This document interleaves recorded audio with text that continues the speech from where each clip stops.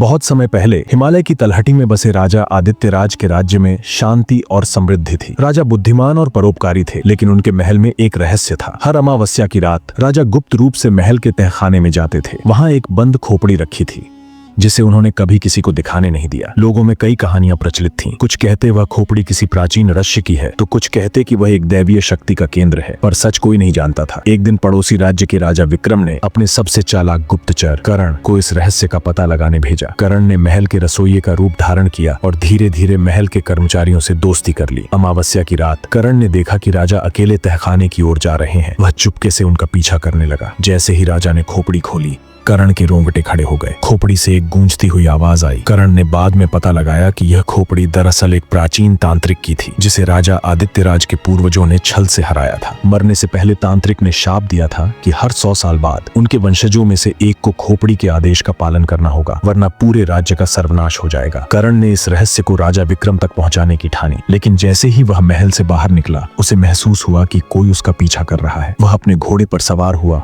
और जंगल की ओर भागा। जंगल में घुसते ही कर्ण के सामने अचानक खोपड़ी हवा में प्रकट हो गई। खोपड़ी ने हंसते हुए कहा। खोपड़ी ने कर्ण को जड़ कर दिया। सुबह जब राजा आदित्यराज ने सुना कि एक गुप्तचर जंगल में मृत पाया गया है, तो उन्हें समझ आ गया कि खोपड़ी ने अपना काम किया है।